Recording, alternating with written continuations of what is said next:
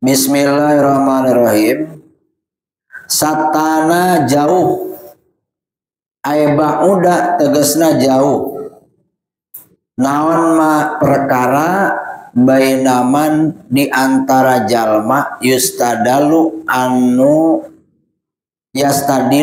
ngalap dalil iman bihi ku Allah alal asyai pikeun ngayakeun makhluk.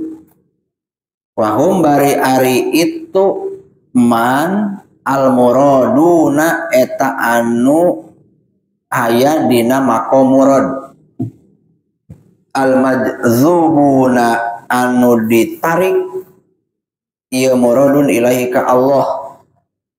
Alladzina tegasna jalma-jalma hum ari itu alladzina min ahli suhudi eta tetep ti ahli suhud. Imma ibtidaan boh majdub ibtida wa imma ba'da suluki atawa majdub ba'da suluk. Wahum jeung ari itu alladzina teh al-arifuna eta anu makrifat bainahum maka sanyana itu alladzina la yashhaduna eta henteu nyaksi itu alladzina ghairu maulahum ka selain pangerana itu alladzina wa yastadiluna jeung ngalap dalil itu alladzina bihi ku Allah alal asya'i kana pirang-pirang perkara au bi maknal wawi yastadilu ngalap dalil itu man alaihi pikeun ngayakeun Allah. Wahum jeung ari itu man teh al muriduna eta muridun asalikuna anu suluk ilallahi menuju Allah ta'ala mahalur Allah. Fa ahlullahi maka ari ahli Allah ta'ala mahalur Allah ala kismaini eta kabagi dua. Muradina tegesna muradin wa muridina jeung muridin. Wa in sita jeung lamun karep anjeun kulta maka ngucap anjeun majdubin.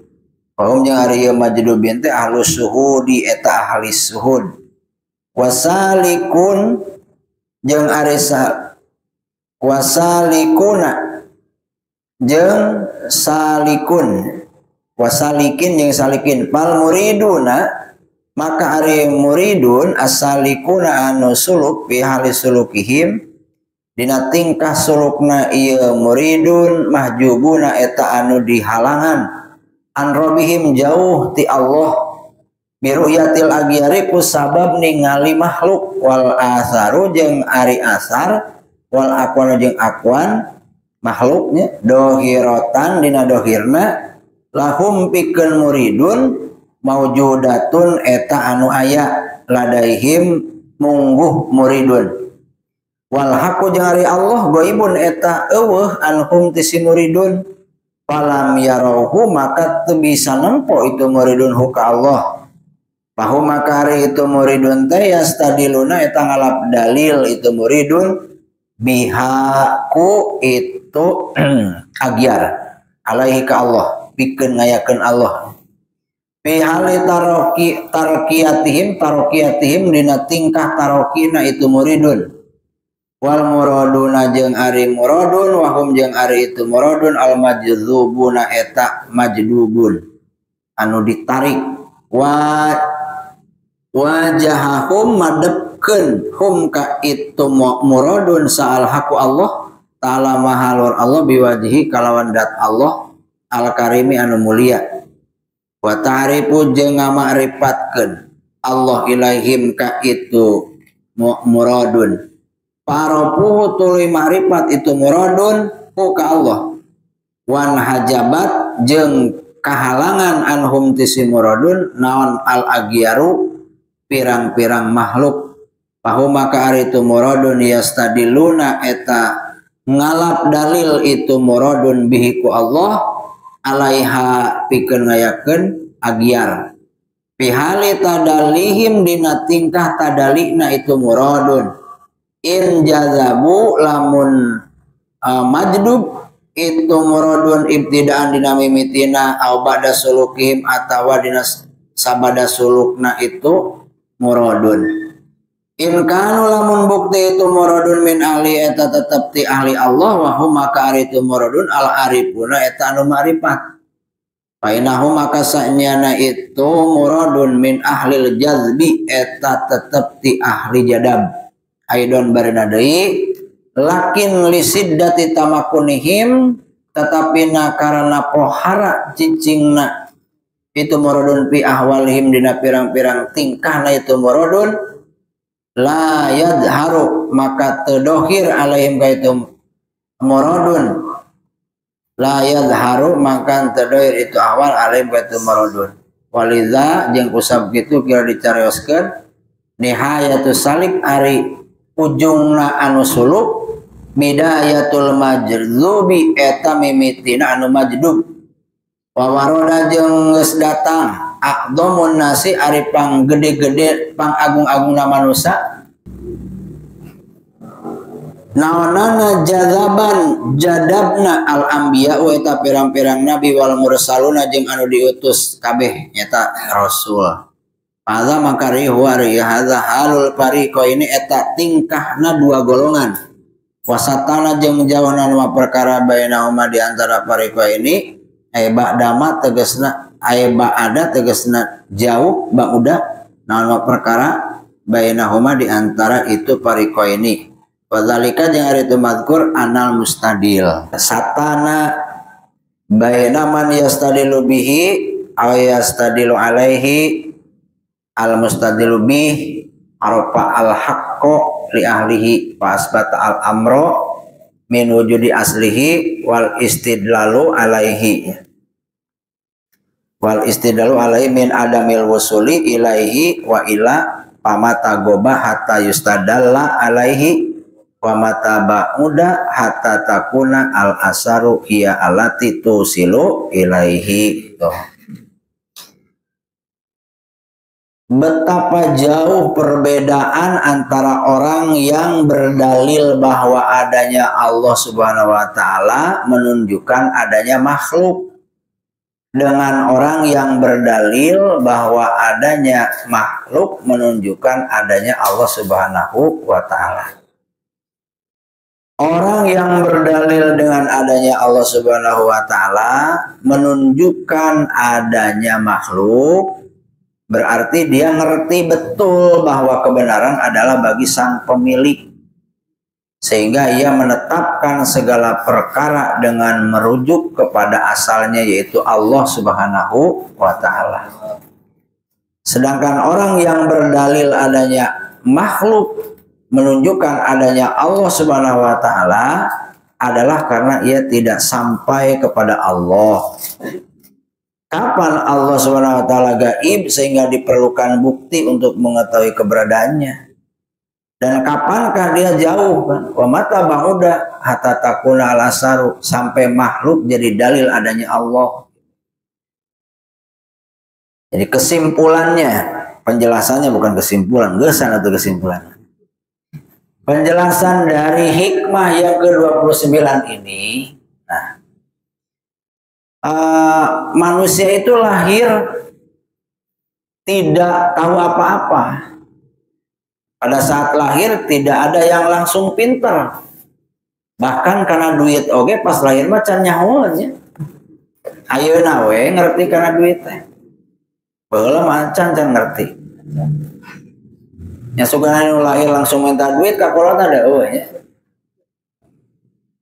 Hayang dahar oge keur orok mah ceurik. Hayang kiih ceurik, hayang ngising ge ceurik. Kabeh ge ku ceurik bahasana jadi Sunda ya. Nah. Bahasa bayi mah nangis ya. Bahasana bayi nangis, pengen makan nangis, pengen pipis nangis. Apa ada yang sakit ya nangis. Nah, yang bingung orang tuanya. Karena kadang-kadang orang tua zaman dulu mah kalau bayi nangis pasti we karena mistiknya.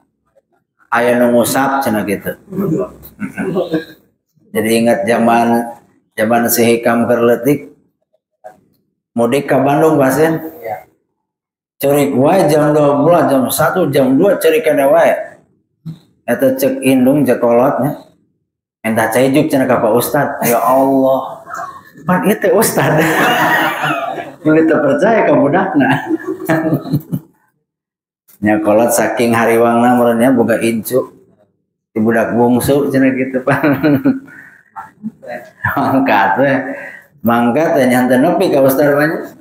Nepi ka jalan balik deui ka imah tah pasti doaan. Dinum kata cager eta seukeum teh cerik deui nya. Padahal mah tibang di aus siga nama. Capek pan geus mudiknya perjalanan jauh. Kepanasan. Nah, bayi mah anak kecil bahasanya ya nangis. Mau apapun nangis. Makanya di dalam Al-Quran, wallahu akhrajakum min butuni ummahatikum la ta'lamuna syai'a. Allah ngaluarkeun aranjeun dari perut ibu kalian dalam keadaan tidak tahu apa. Nah, setelah dewasa menginjak usia balik, berangsur-angsur Allah memberikan pemahaman, Allah memberikan ilmu, Allah memberikan pengetahuan, jadi tahu ini, tahu itu. Nah, taunya kita terhadap dunia tabiat. Nah, kalau taunya kita terhadap dunia sifatnya itu tabiat, nadori. Artinya tidak perlu berpikir secara keras, gampang memahami. Nah, kalau untuk urusan dunia, jelema teu sakola ge ngitung duit mah bisa tuh pasien? Bisa. Jelema teu sakola ngitung duit mah pangjagona belum mah. Itu. Urusan dunia itu nadori. Nadori itu jadi ilmu yang tidak perlu pemikiran yang panjang, yang lama, yang kuat. Mohon maaf, doruri bukan nador ya. Doruri, gampang. Tapi kalau untuk urusan akhirat, untuk urusan agama, itu nadori, perlu pemikiran. Kalau doruri gampang, nadori perlu mikir. Nah, di dalam Al-Quran dijelaskan Syahrul Ramadan alladzi unzila fihil Quran.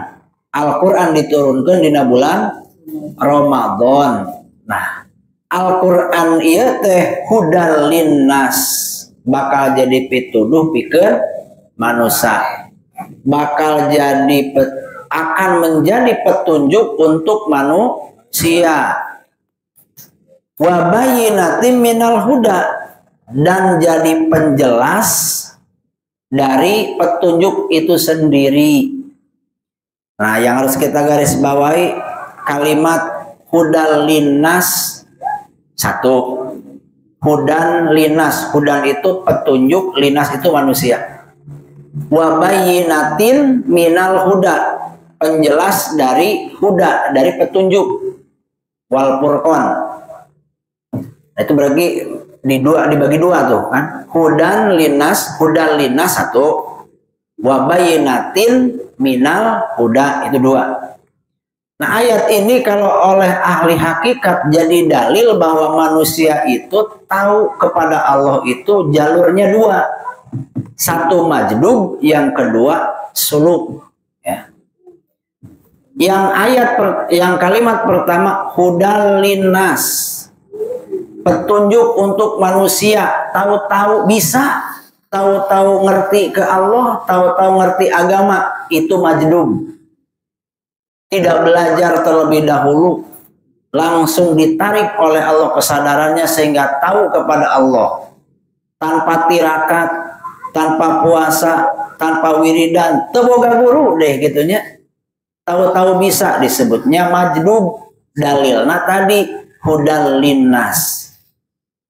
Yang kedua salikin, yang perlu belajar, yang perlu tirakat, yang perlu di bawah pengawasan guru, salikin supaya nyampe ke Allah. Dalilna wa bayyinatin minal huda. Petunjuk ini perlu bayinat, perlu dijelaskan oleh seorang guru. Nah, ini salikin wa bayyinatin minal huda wal Furqan. Jadi bahasanya ya, bahasa hakikat itu kalau majdubin bahasa di sini murodin ya Pak Ahlullah ya, yang nyampe ke Allah, ahli Allah yang dekat dengan Allah itu terbagi menjadi dua, murodin bahasanya murodin dan muridin, atau majdubin dan salikin. Jadi murodin atau majdubin, muridin bahasa lainnya salikin. Ulangi ya, murodin itu majdubin, muridin itu salikin. Ya, majdubin ngerti ke Allah, makrifat ke Allah tanpa belajar, tanpa guru, langsung oleh Allah diberikan. Itu bahasa orang mana? Laduni cina gitu. Jadi laduni tanya lo baru salah nerangkeun. Teu ngaji alfiah nyawa-nyawa bisa alfiah, tapi jeung Allah mah jauh, lain laduni eta mah. Bisa jadi tijin itu mah kita. Ya, karena yang memberikan pemahaman siapa? Allah. Laduni itu kita belum makrifat ke Allah, tahu-tahu makrifat tanpa guru, tanpa tirakat, tahu-tahu dekat dengan Allah. Nah, itu laduni. Kalau yang nggak ngaji atau cerita zaman dulu kan, si kiai ini mah ngajinya di satu pesantren cuman tidur begitu. Suatu hari dilempar oleh gurunya dengan panakol bedug cina gitunya, panakol kohkol di baledog dasare wae. Udang tah. Pas mukim kabeh bisa, alfiah bisa, fikih bisa, tasawuf bisa. Tapi jeung Allah mah jauh we henteu deukeut. Kepada Allah mah tidak makrifat, itu bukan laduni. Hati-hati, bisa jadi dari jin, bisa jadi dari setan. Karena ilmu laduni itu ilmu yang menghantarkan diri kita untuk makrifat dekat kepada Allah. Nu makrifat mah ilmu naon ge pasti bisa. Da ilmu nanti Allahnya. Nah, bahasanya itu. Jadi ahlullah itu kebagi dua, satu golongan muridin atau disebutnya salikin. Yang kedua murodin atau disebutnya majdubin.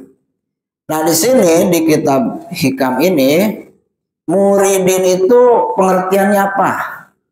Fal muriduna as-salikuna fi hali sulukihim mahjubun. Muridin itu orang yang merintis, meniti jalan menuju Allah pada saat suluknya itu mahjub, terhalang dari Allah. Dia tidak tahu kepada Allah. Seperti kita lah hari ini, kita itu sedang meniti jalan menuju Allah. Karena kita belum tahu ke Allah, belum. Karena kita lagi suluk. Kenapa kita tidak tahu ke Allah, terhalang dari Allah? Biru yatil agyar. Karena kalau kata Pak Pijay mah kita masih ada keinginan kepada yang lain. Selama kita masih suka ke randa ya susah. Selama kita masih resep ke duit ya berarti belum makrifat. Selama kita masih suka dipuji, sakit ketika dihina ya belum makrifat. Selama kita masih butuh pengakuan dari orang lain berarti belum makrifat. Karena masih terlihat makhluknya. Kalau terlihat makhluk, Allahnya tertutup. Karena hati itu kan satu. Kalau sudah masuk satu hal, maka yang lain tidak akan bisa masuk.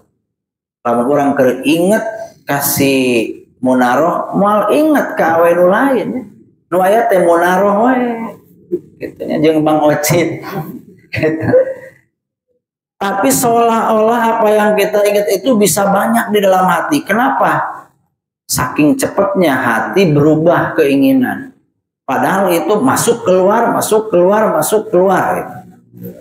Kalau masuknya lama, diemnya lama di dalam, itu nggak bisa kita ingat yang lain. Makanya kalau kita lagi ingat terhadap sesuatu, maka itu yang sering diceritakan kan. Orang misalnya ingat naker, ingat karena olahraga gitunya, sepeda diceritakan. Kalau sedang ingatnya badminton diceritakan.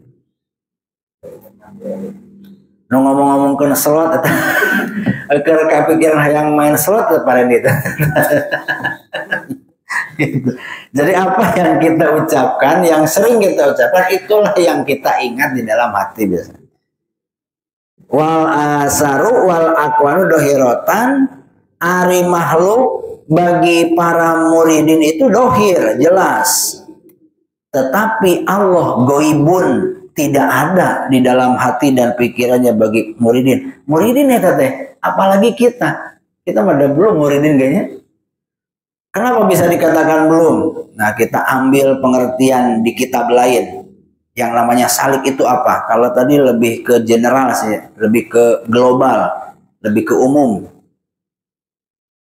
Yang namanya salik, yang namanya muridin, nah, itu kan lebih atas daripada abidin ya. Abidin, muridin, arifin. Nah, kita abidin aja nggak tahu masuk abidin apa enggak gitu. Apalagi muridin, apalagi arifin. Nih, yang namanya salik atau muridin, huwallazi yutobiku jami'a amalihi ala qanuni syariatin. Orang yang menyesuaikan segala pekerjaannya, aktivitasnya sesuai dengan konun syariat, sesuai dengan hukum syariat, itu salikin. Muridin, apa yang dia kerjakan, dagang misalnya, maka dagangannya ini disesuaikan dengan hukum syariat. Yang dia lakukan kerja di PT misalnya disesuaikan dengan hukum syariat. Kemudian misalnya dia kuli bangunan disesuaikan dengan syariat. Ibadahnya disesuaikan dengan hukum syariat. Dohirnya, syariatnya benar-benar bagus. Dipakai semuanya. Wa yulazimul auron, yang kedua mulazamah terhadap auron, punya wiridan yang dimulazamahkan itu salik. Mulazamah itu yang diistiqomahkan terus, kontinu, tidak pernah ditinggalkan. Makanya zaman dulu kiainya sok ngadenge kiai eta macenah arek aya kesibukan, rek aya tamu cenah gitu nih, rek aya main Persib dina TV, rek kumaha bae ka ayana ngaji we, malah aya anu keur geuring wasin kiai teh di kamarna bari ngagoler speakerna dibawa, santrina di madrasah, kiai mah ngaji we di kamar. Da sabab menurut kiai eta ngajar bagi beliau adalah wirid. Ngajar itu bagi beliau adalah wirid yang harus dimulazamahkan, didawamkan, diistiqomahkan, jangan ditinggalkan. Nah, kita apa yang jadi wiridan? Mau baca Quran? Mangga. Wiridan? Mangga. Mau puasa? Mangga. Sholat sunnah? Mangga. Gawe atuh? Mangga jadi wiridannya. Ulah sampai kakak luar di PT gara-gara ngudag wiridannya. Gawe di PT jadi wiridan kalau memang kita ditempatkan di PT.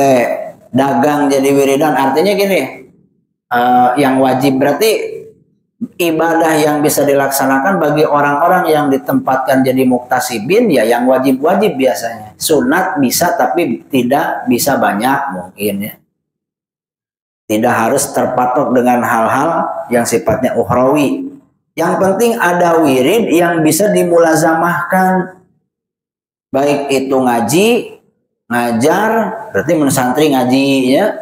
Berarti aya nu ngajar, aya nu wiridan, maca sholawat, aya nu wiridan maca la ilaha illallah, terus mulazamah, tidak pernah ditinggalkan. Bari syariatna alus gitunya. Setiap pekerjaannya, kelakuannya, ucapannya sesuai dengan syariat. Perbuatannya sesuai dengan syariat, pendengarannya sesuai dengan syariat, Semuanya sesuai dengan syariat. Wa yuhassinul a'mala sholihat dohiron wa batinan. Ibadah syariatnya sudah bagus, sholat tidak pernah ditinggalkan, puasa di bulan Ramadan tidak pernah ditinggalkan, sodakoh rajin, zakat ya kalau memang wajib tidak pernah ditinggalkan, syariatnya full, tidak ada yang ditinggalkan.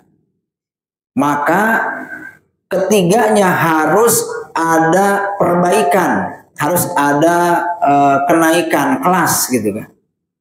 Kalau kita hari ini misalnya secara dohir sholat yang wajib itu sudah maksimal, maka harus ditingkatkan dengan sholat sunnah. Dulu bacaan ketika kita sholat bacaannya jelek, sekarang jadi bagus. Nah, harus ada upaya untuk terus meningkat. Karena orang yang beruntung itu hari ini lebih baik dari hari kemarin. Kalau hari ini sama dengan hari kemarin, rugi. Kalau hari ini lebih jelek dari kemarin, cilaka. Maka orang yang suluk itu bukan hanya ingat ke Allah saja. Dohirnya bagus sesuai dengan syariat, dalam dohirnya terus ditingkatkan kualitasnya. Kalau dulu misalnya bacaannya tidak ngerti makna, sekarang ngerti maknanya. Dulu kita baca surat Yasin tiap malam Jumat karena fadilah, sekarang ditingkatkan jadi karena Allah. Itu secara batin berarti meningkat. Secara dohirnya dulu kita baca Yasin tidak tahu maknanya, sekarang tahu maknanya karena ngaji tafsir. Terus ditingkatkan. Jangan ada di kelas 1 terus. Betah di kelas 1. Mung naik-naik. Hari urusan dunia mah yang benghar kalau sebaturnya. Yang naik level. Tapi urusan akhirat kurang ada keinginan kuat untuk naik level. Tahta tarbiyatin mursidin, ini yang paling penting. Muridin salikin itu harus ada di bawah kepengurusan guru mursid, pengawasan guru mursid. Tahta tarbiyatin mursidin, harus ada di bawah pengawasan guru mursid. Kenapa? Karena kita perlu nanya. Tadi kan kalau kita misalnya melakukan ini tidak tahu hukumnya, nanya ke guru. Kalau saya mau melakukan ini, bagaimana hukumnya guru? Kemarin saya mimpi dikasih ini bla bla bla sama wali pamijahan. Itu maksudnya apa? Itu kan tanya ke guru, jangan tanya ke Google. Repot kalau hakikat nanya ke Google. Gak ada. Harus punya guru mursid. Guru mursid di minggu-minggu sebelumnya sudah dijelaskan bagaimana kriteria-kriterianya. Ada berapa? 13 ya? Kurang lebih. Nah, kalau sekiranya kita susah nyari guru mursid, cari orang yang sudah ketemu guru mursid. Nah, itu aja. Karena memang salikin itu harus punya guru mursid. Saya ulangi, jadi salikin itu syariatnya, amalnya sesuai dengan syariat. Kedua, punya wiridan yang dimulazamahkan, yang didawamkan. Yang ketiga, naik level dalam segi dohir dan batin. Yang keempat, ada di bawah pengawasan guru. Nah. Terus majrubin, apa majrubin? Nah, kalau majrubin tadi orang yang ditarik langsung oleh Allah ya. Kesadarannya. Jadi ingat ke Allah saja, ke makhluk lupa. Karena ingatannya diisi oleh ingatan kepada Allah. Langsung ditarik oleh Allah tanpa belajar, tanpa tirakat. Dan ini tidak bisa dihayang-hayang. Hak prerogatif Allah ya. Hak Allah khusus itu. Kita mau pun kalau tidak ada bagian ya tidak akan dapat. Yang nggak mau kalau ada bagian dapat. Nah, cuman memang enak ya. Zaman sahabat tuh rata-rata majdub ya. Wah, luar biasa enak itu zaman sahabatnya. Majdub, enggak majdub bagaimana coba Sayyidina Umar misalnya. Sayyidina Umar berniat untuk membunuh Rasul, kemudian berangkat menuju rumah Kanjeng Nabi, nyampe di depan Ka'bah, Kanjeng Nabi sedang sholat. Kanjeng Nabi sholat baca surat Al-Haqqah, baca surat Al-Haqqah. Dari awal sampai ayat 40 ngeguru hati-hati pas ini. Bergetar hatinya karena Al-Haqqah itu kan menjelaskan siksaan Allah kepada kaum Ad, kaum Samud, kepada Fir'aun, menjelaskan neraka itu seperti apa. Bergetar Sayyidina Umar hatinya. Ngadeg-deg sieun gitu nya. Cek Sayyidina Umar, lah kok kieu gitu. Ngadeg Quran, lah kok kieu gitu nya. Kok saya takut. Sehingga dalam hatinya apa yang dibaca Muhammad ini adalah siiran tukang syair. Syair itu tukang syair itu apa ya? Syair. Penyair. Cuman kalimat-kalimat penyair. Kemudian di dalam ayat 40-nya Allah menjawab. Sayyidina Umar bergumam dalam hatinya, Allah menjawab lewat ayat yang ada di surat Al-Haqqah, innahu laqaulun rasulin karim wa ma huwa biqaulin syair. Al-Quran itu bukan ucapannya para penyair. Makin aneh lah, saya bergumam langsung dijawab oleh Muhammad seperti itu. Seolah-olah Muhammad tahu apa yang saya bicarakan dalam hati saya, menurut Sayyidina Umar. Kemudian Sayyidina Umar berkata lagi, ini pasti sihir. Muhammad tahu apa yang saya ucapkan dalam hati saya. Ini pasti sihir. Kemudian Nabi Muhammad baca ayat selanjutnya, wala biqaulin kahin, ini Quran bukan kaul kahin, bukan ucapannya dukun. Qalilan ma tadzakkarun. Makin aneh Sayyidina Umar. Pulang lagi nggak jadi ngebunuh Kanjeng Nabi. Besoknya ada niatan lagi mau ngebunuh Kanjeng Nabi, berangkat. Di tengah perjalanan ketemu dengan Khabbab bin Al-Arad.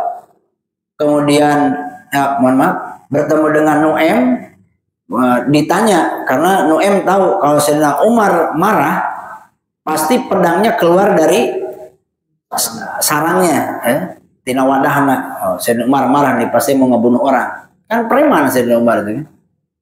Ditanya oleh Nu'aim, mau kemana ya Umar? Mau ke rumah Rasul. Mau apa? Saya mau membunuh Rasul. Karena dengan adanya beliau, adanya Muhammad, anak dengan bapak terpisah. Orang kafir Quraisy pada saat itu banyak yang tadinya saudara jadi musuh. Anak sama bapak jadi musuh. Jadi Sayyidina Umar marah. Kata Nu'aim, kalau menurut saya daripada membunuh Rasul, maka urusin dulu adikmu katanya. Karena adik kamu sudah masuk Islam terlebih dahulu. Wah, makin marah Sayyidina Umar. Akhirnya putar arah balik ke rumah adiknya. Nyampe ke rumah adiknya, ada 3 orang di dalam rumahnya. Di dalam rumah adiknya Sayyidina Umar ini ada bacaan Quran. Yang dibaca pada saat itu surat Toha. Sayyidina Umar kemudian menggedor pintu rumah adiknya dan ketahuan adiknya itu ternyata sudah masuk Islam. Dipukul, ditampar sampai berdarah-darah. Akhirnya kata adiknya, kalau memang Tuhanmu lebih benar daripada Tuhan yang saya imani, maka tunjukkan. Dibawalah mazhab dan dibacalah surat Toha. Pas surat Toha rada unik kan. Innani anallah. Cek Allah tek itu ya. Jadi wasilah mazhab yang ditulis. Padahal Allah kena ngomong ke Sayyidina Umar gitu ya. Innani anallah. Kuring teh Allah Umar gitu ya. La ilaha illa ana fa'budni. Teu aya di pangeran kecuali kuring. Fa'budni maka kudu ibadah anjeun ka kuring. Wa aqimis shalah dirikeun salat li dzikri supaya inget ka kuring. Sayyidina Umar kan langsung iman. Langsung iman majdub nah disebutnya. Baca ayat sekali cek Allah teh lewat Qur'annya innani anallah kuring teh Allah langsung majdub. Langsung ditarik ke Allah, langsung ngajak ke Kanjeng Nabi Muhammad, akhirnya masuk Islam. Kita belajar heula Sayyidina Umar teh belajar heula hikamnya. Untuk tirakat heula langsung iman, langsung makrifat ke Allah. Nah, itu namanya majdub. Kalau yang belajar dulu namanya salikin. Nah, kita ada di mana? Kita menuju muridin mudah-mudahan ya. Karena ada abidin, di bawahnya abidin itu tukang ibadah tapi niatnya teh hayang ka surga, jauh ti neraka, sodako hayang loba duit, kan gitu eta abidin ngaranna. Padilah lah gitu abidin, rajin ibadah nate gitunya. Ngan hayang jang manehna itu, bisnis lah itu. Bisnis. Ya nggak apa-apa sih. Nah, ini harus ada perkembangannya begini. Perkembangan orang itu beda-beda. Kalau yang tadinya tidak mau sholat, sekarang jadi mau sholat, itu perkembangan. Jangan disamakan dengan kita yang sudah mau sholat. Itu mah masih sholat gitu, kene wae.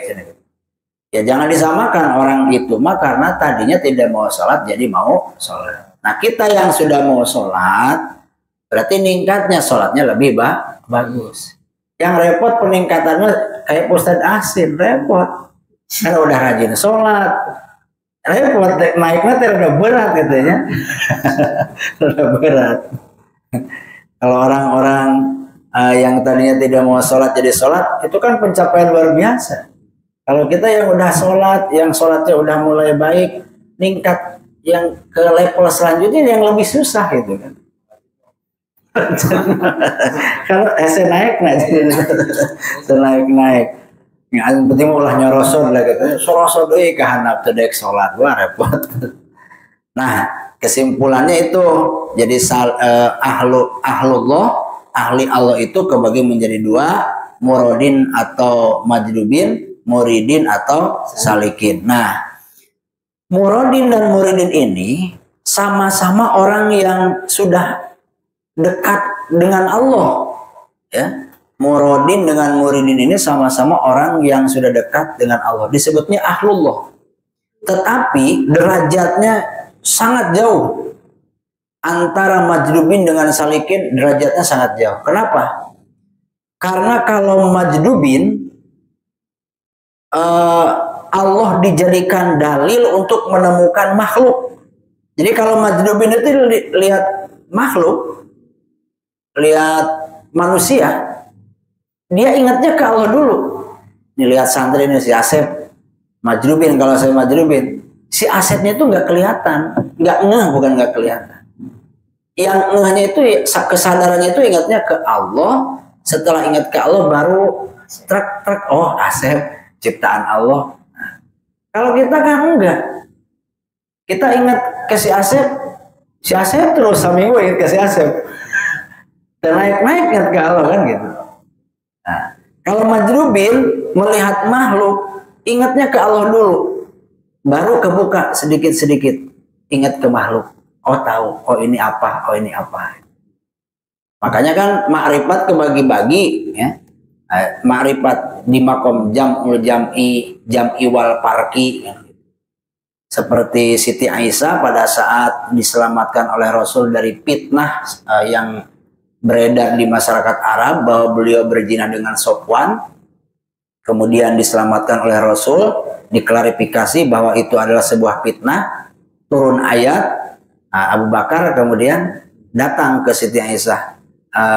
Siti Aisyah, sekarang fitnah yang beredar sudah selesai, nama baikmu telah kembali, berterima kasihlah kepada Muhammad. Kumaha jawaban Siti Aisyah? Siti Aisyah, saha Muhammad? Dan menyelamatkan orang ma Allah, seolah-olah bahasa songong ya, sahasi Muhammad menyelamatkan orang ma Allah. Karena pada saat itu Siti Aisyah dalam keadaan jam'i di makom majdub. Jadi ingatnya ke Allah, ke diri sendiri, nggak ingat ke orang lain, nggak ingat. Nah, naik lagi satu tingkat, ada di makom jam'i wal parki. Ingat ke Allah, tapi ke makhluk taram-taram tahu lah gitu. Taram-taram. Ingat ke makhluk tapi tidak melupakan ke Allah. Dominasinya ingat ke Allah. Gitu. Makanya ya pantas bahagia di dunianya kalau orang marifat. Ingat bahagia gimana? Mau dihina ya ingatnya ke Allah. Dipuji ingatnya ke Allah. Dikasih sakit ingatnya ke Allah. Dikasih sembuh ingatnya ke Allah. Kaya ingatnya ke Allah. Miskin ingatnya ke Allah. Semuanya tidak ada. Yang ada Allah saja. Makanya bahagia kan gitu. Kalau kita mah karena belum makrifat, masih terpengaruh kan, sakit nangis, Bokeh pusing, apalagi habis lebaran. Kembali ke fitrah. Kembali ke nol. Pusing. Dihina sakit, dipuji irungna ngapung. Karena kita belum ma'rifat. Nah, kalau kita yang belum ma'rifat untuk mengenal Allah, berarti dari makhluk ke Allah. Lihat untuk mengenal sapi, melihat tapak kaki sapi yang diinjakkan di tanah. Nginjak di tanah si sapi, oh ini kakinya sapi, oh berarti ada sapinya. Kalau kita begitu kan, makanya harus ngaji tauhid yang kita kaji di blok C itu setiap minggu ketiga. Karena bagi kita yang muridin untuk mengenal Allah, ngalap dalilnya, ngambil dalilnya dari makhluk ke Allah. Lihat dulu makhluk, kemudian kita tapakuri. Setelah ditapakuri, mudah-mudahan kita bisa ingat ke Allah, ma'rifat ke Allah. Makanya ma'rifat kita itu nanti tahapannya ada 3. Ada ma'rifat fil af'al, ada ma'rifat fil sifat, ada ma'rifat pindah. Awalnya berarti kita harus sering tapakur dulu. Tapakur itu bagaimana? Tapakur itu yang paling gampang, mengembalikan segala aktivitas, mengembalikan segala pandangan pendengaran ke Allah. Kita bisa bicara, ini Allah yang membisakan kita bicara. Kita bisa mendengar, Allah yang memisahkan kita mendengar. Kemudian melihat orang lain bergerak, Allah yang menggerakkan itu semua. Wiridan batinnya itu, kalau kita mau jadi salikin, kalau wiridannya cuman Allahu Akbar di mulut saja, hatinya tidak mau bertapakur, ya susah tetap. Kita harus belajar tapakur. Karena tapakur itu jalan bagi para salikin untuk menuju ke ma'rifatan tingkat awal, yaitu ma'rifat af'al. Ya, kalau sekarang kita masih ngejah lah ya. Masih ngejah. Napas keluar masuk oleh Allah.